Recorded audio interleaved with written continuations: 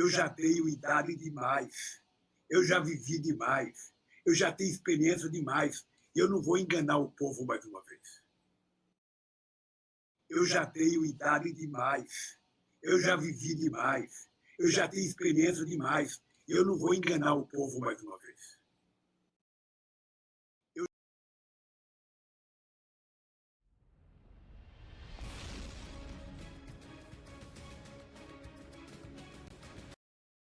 Pois é.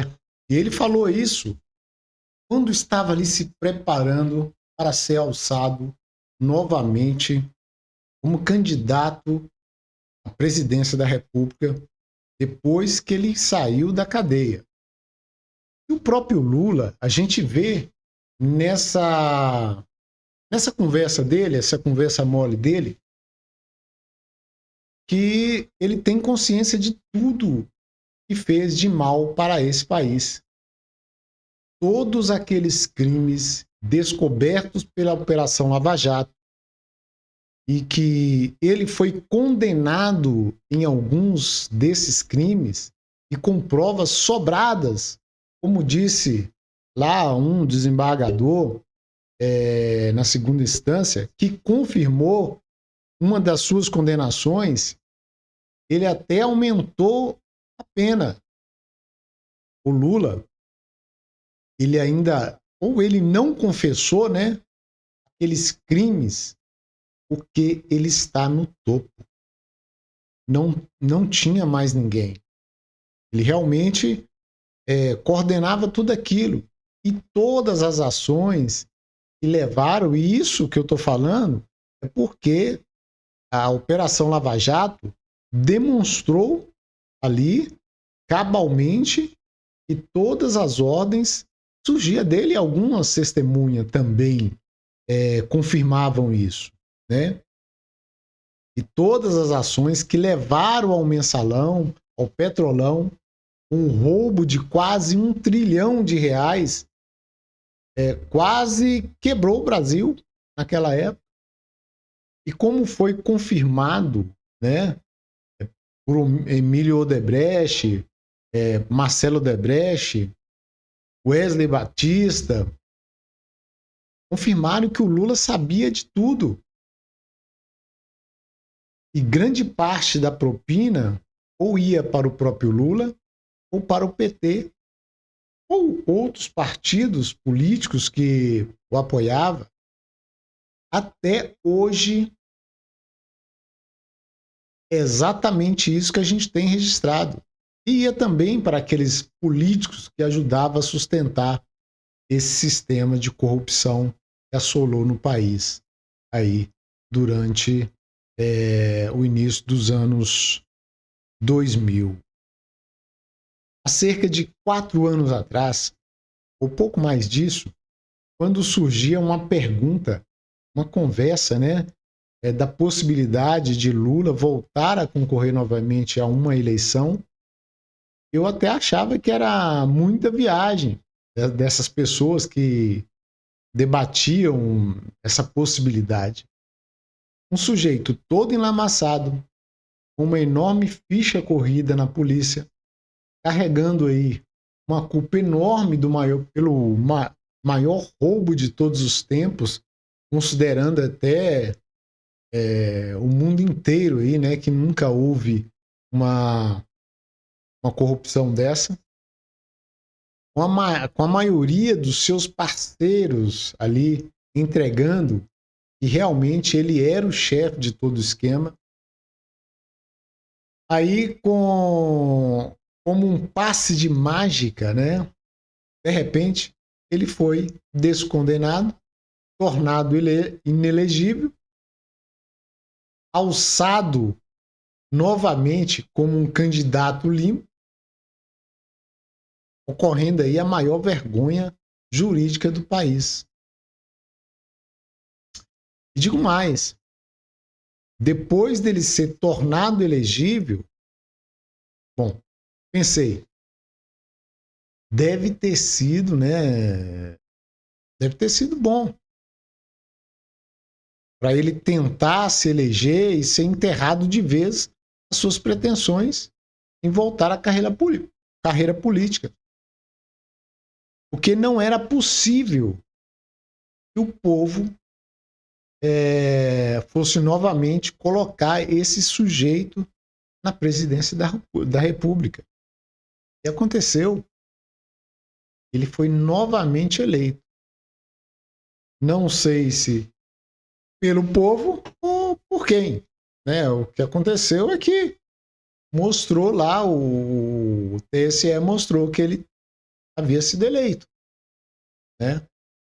O fato é que desde que assumiu a presidência da República, nunca um presidente brasileiro foi tão impopular. Nunca um presidente da República foi tão impopular a ponto de não conseguir mais pôr os pés na rua. E quando marca algum evento, tem um comparecimento pífio de apoiadores, mesmo contando com a força dos sindicatos, seus pelegos, né, aqueles mais ardentes, né, mais, sei lá, voltado à causa aí do PT.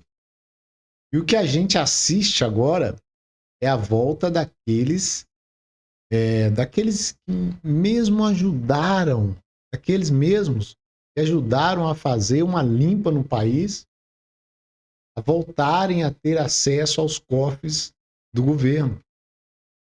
A Odebrecht, que agora atende como Novo Honor, a empresa de Wesley Batista.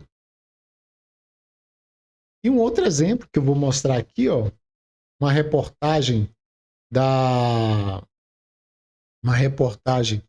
revista Oeste. Mostrei, o governo Lula paga quase 200 milhões à construtora acusada de desvio do dinheiro. E o que diz na revista Oeste? Sem processo de licitação, o governo Lula contratou a LCM Construção e Comércio para tocar 6 obras do Departamento Nacional de Infraestrutura e Transporte, o DENIT. O dono dessa empreiteira, Luiz Otávio Fontes Junqueira, receberá 196 milhões pelos serviços. Ele é alvo de investigação do Ministério Público Federal por desvios de recursos. Isso vai ser sem licitação. Junqueira tornou-se réu em um processo por improbidade administrativa e superfaturamento de obras na construção de um hospital em Santarém, no Pará. O prejuízo aos cofres públicos foi de 1,8 milhão.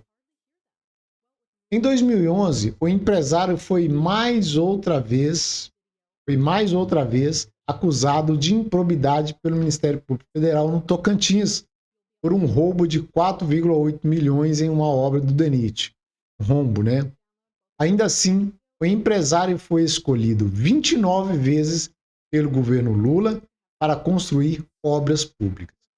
Somando com as ocasiões em que participou de licitações, a LCM recebeu da atual gestão um total de 1,5 bilhões e o montante é 4 vezes maior do que todos os 27 contratos da empresa firmados nos 4 anos do governo Bolsonaro. Agora, pensa bem, esse aqui é um exemplo, né?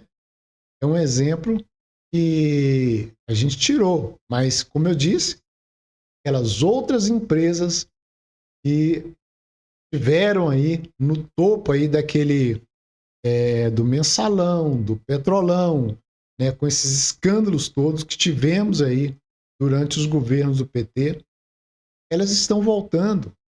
E principalmente aquelas pessoas que fizeram parte desse escândalo. E, inclusive, empresas recebendo de volta aquele dinheiro que fez parte aí do roubo, né? Essas empresas estão voltando a recolher o dinheiro ou deixando de pagar aquilo que a justiça mandou que elas retornassem aos cofres públicos.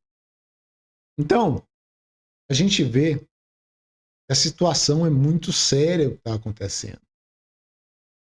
É muito séria a partir do momento que esse indivíduo ele retornou à cadeira de presidente da República e, evidentemente, a gente sabe que ele iria contar com as mesmas táticas que vinha fazendo durante os primeiros governos do PT.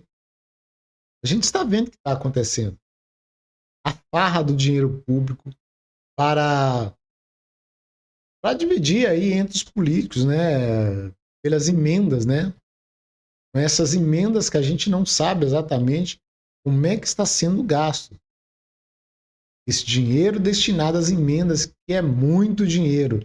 São muitos bilhões aí destinados aos políticos para mandar aí para as cidades que eles escolherem aí, né? Então, a gente está vendo que tudo aquilo que aconteceu em 2003 a 2017, né? 2016, 2017, está voltando novamente. É claro, de uma forma muito diferente. Muito diferente, que eles não iam dar na cara, né? Naquela época era o mensalão, né? Era o dinheiro, propina, chegava dinheiro vivo em malas, era dinheiro depositado, era aquele... Inclusive no Petrolão também foi dessa forma. Além de ser mandado dinheiro dessas empresas para fora do país, né? E que inclusive a Petrobras teve que pagar uma indenização para os investidores americanos, né? Então, o que mais vai acontecer nesse governo? Pouco mais de um ano. Fazer um ano e meio aí de governo e a gente já vê tudo isso acontecendo e, evidentemente, que a gente quer que isso seja mudado. E pelo andar da carruagem, a coisa vai ser muito pior pelos gastos que o governo fez até agora. É isso, não vou aprofundar muito nesse assunto aqui, porque tem muito assunto, né? Se a gente for querer colocar tudo que está acontecendo agora no país, vamos ter várias e várias horas aí de vídeo. Mas, por enquanto, vamos ficar nisso que eu estou passando agora aqui, que é a reportagem aí, sobre essa reportagem da Revista Oeste. É isso.